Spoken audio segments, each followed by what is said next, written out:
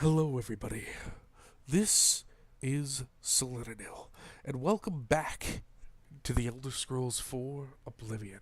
Today we are going to Leowin to investigate the shenanigans of the Blackwood Company, whatever, bad men.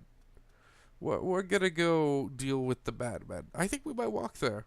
I think we might be able to do that in one video, if we're lucky and the roads aren't too crazy. We'll see. Because, I mean, we're going south, which where are we? We are in Corhall, though, and I thought we were in Breville. Man, I don't want to fast travel all the way there. That's no fun. Let's just go from here. I just want to walk. I just want to enjoy the game a little bit. So sue me. Hey, buddy. There should be an Oblivion gate down here somewheres. I know there's one up there, but we closed it. So, yep, today is Friday. I'm excited for tomorrow. It is the birthday of my friend's child. I'm going over there to the party. I don't know what I'm gonna get the kid. I do have a little bit of money left. But I was going to use that, as I mentioned in the previous episode, I'm hoping to use that to get some art. Because I think that would be really cool to do. But they're also having like a hero themed party, so I'm gonna be like in costume. Well, I'll figure out a way to make it work. I could probably just give him one of my old toys, and honestly, I mean, as a now 26-year-old man, because it was my birthday last week, I mean, you know, the fact that I can say, oh, I'll just give this 6-year-old one of my old toys is kind of the shit. Like, it's a bit of an embarrassment, I know, but hey, it's not like any woman out there love me. Or men, for that matter. It's not like I have anyone chomping at the bit and suddenly going, ew, this guy has toys that would be appropriate to give a 6-year-old? What the fuck's wrong with him? Nope, people are just like, yeah, alright. We want this Atronak. I want something that can pull aggro off this guy. I'm very glad that we absorbed that.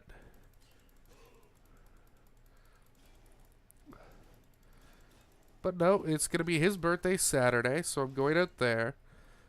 After his birthday, I assume his mother's probably going to be tired, puss out and go to sleep. Because, I mean, she'll be hosting a birthday party for a 6-year-old with all of his friends who's, you know, I mean, it's a lot, right? I mean, I'm not, when I say puss out, I don't mean that as in a negative. I just mean, hey, you're reasonably tired.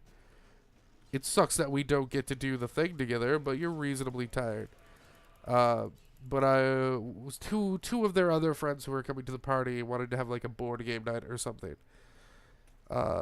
You have a key to the Breville Castle. I'll take it. And I might bring the PlayStation 4 with me. I don't think I will, because it's sort of like too much at that point. Because if I bring the board games and my PS4, that's just a lot to take to a place where there's going to be a bunch of kids. Even if I do put it out of the way where none of the kids are going. So, yeah, we'll see how that goes. But they wanted to have a board game night. They wanted to have a board game night last week, or the week before. I don't quite remember. I think it was last week. But one of the father of said child, well, the husband of my friend, who is also my friend, Brandon, hello, his grandfather, issues happened, and we weren't able to have the board game night the last time we were hanging out. So we kind of want to do that, and I think we're just going to play board game shenanigans. I don't think we're going to do anything too crazy. Maybe some adult card games, Brandon? Huh? Brandon? You listening? You're like one of the only people who watches my videos. You have some of those games that we used at Jess's birthday, right? Or were those Shy and Dustin's? I mean, even if they were the other guys, I mean, just have them bring them, maybe? That'd be fun. I could get in on that. But, yep. So, we're going to be doing that, but after spending the day at the party and doing that with them, I'm going to be crashing on their couch for the night, and then I have D&D the next day. I have Pathfinder with this group that I've been doing the videos for, and who I've been running the blog for, which is www.critidiots.tumblr.com. If you haven't already checked it out, please go over there, follow, listen to our first session on my YouTube channel here, the Crit Idiots a Pathfinder journey. We're totally fast enough to run down deer. Life is good. Playlist. I'm hoping to have session 2, or at least the first part of session 2, up by next week. Big news, just because I forgot to mention this in any of the other videos. The guys from my session all went to a website called www.heroforge.com, which is a super cool website. And we're hopefully going to be featuring some of their content in said videos. Because I'm going to hopefully start capturing some of the actual, like, footage from the table, maybe. Alright, we need something magic. Do we have anything with charges? I doubt it.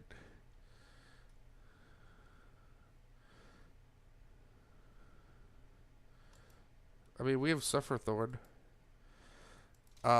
So they went to heroforge.com, this website, which is super cool. A little expensive when you added the shipping to Canada, but super cool.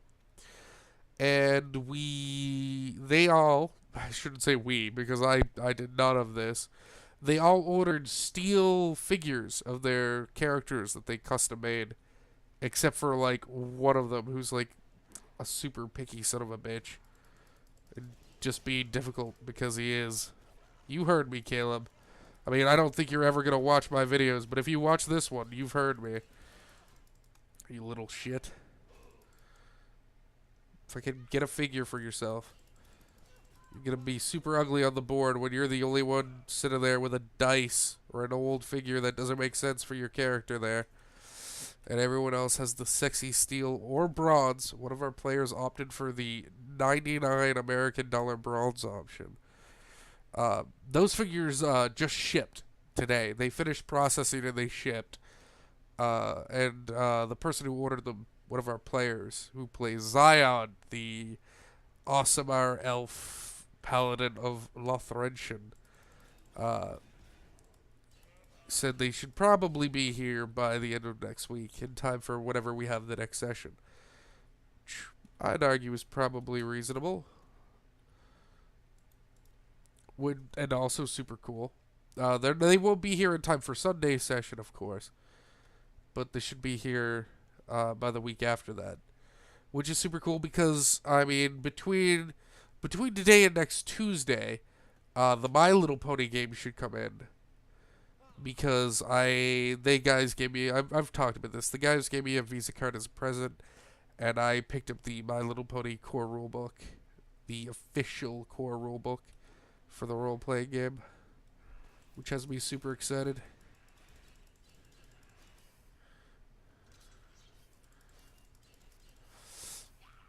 Because I love My Little Pony, and I think it'll be a lot of fun. And I have friends who like My Little Pony, who should play with me. Well, they better, or I'll fucking cut them. But yeah, that should also be in the next few days, which is exciting. I've literally just sort of been sitting downstairs by the window in case the guy just sort of throws it onto the step. Well, because I often have a situation where, and I'm not going to blame just Amazon for this, because it's been other postal workers as well, or other post services such as FedEx or UPS. They don't actually come to the door and knock. I've literally sat down in my chair watching for when they come. and they run up onto the step, put the thing on the doorknob that says they came and no one was there, and then they leave. The last time someone did that, I was watching them do it, but where I was behind a desk with my laptop and everything on me, I couldn't, like, what hit me with fire? Oh, it's the axe. I couldn't get out to them fast enough to, like, be furious. And I really don't want that to happen again. So I've been sitting, like, eyeing the door. Whenever I hear a car come by, I'm, like, half out of my seat waiting. Like, come on, I dare you to just run by. Amazon normally doesn't do that because Amazon does other things I dislike. I've had Amazon just throw packages on my step, or they'll come up onto my step, open the front door because we have like a door to like an outer porch area where our dryer is and where we like dry our clothes. Our machine dryer is, and our boots, and like the salt for the driveway in the winter is. One time they just opened that outer door and set the passage inside and then closed it. And other times I've just had them completely just throw it onto the step. The one time I had them actually open the door, put it inside, then close it, it was a Kindle. I still have that Kindle. I read Redwall on it whenever the urge strikes me. And it also has my Gears of War novels and the Game of Thrones books 1 through 4. Yeah. I normally use the Kindle app on my phone. Like, this is like really... We're going to get into first world problems. I love the Kindle. I love the idea of something that isn't backlit. Because it strains my eyes less, and it lets me read on the fly, and the e-ink is really cool. I've gone through 3 Kindles, because their screens are super temperamental. Every other Kindle I've had has broken, all within the, year warranty, so I've always just contacted them and said, hey, your Kindle broke again while it was just in my arm. And they're always like, alright, we'll send you a box to send it back to us, and we'll send you a replacement. And they've done that every time, which is good. It's a little annoying that, whenever I connect my Kindle to a computer, it says Josh's 3rd Kindle, and I'm like, ugh. Thanks, guys.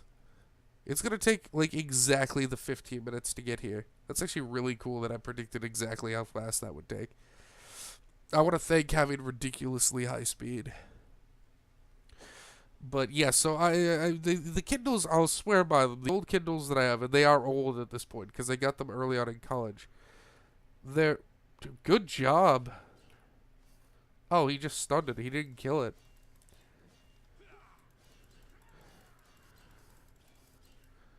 There we go. Good job, buddy. I love them, but I will say, when I used the Kindle the most was when I was working in the city, and I would walk to work, and I had 7.5 hour shifts, but I really only had to do 2.5 hours worth of work. It was just 2.5 hours of hard physical labor, but again, I had 7.5 hours to do it, and I was basically unsupervised. I had a supervisor who, as long as I was doing my work, was fine with what I did as long as I didn't, break any of the rules.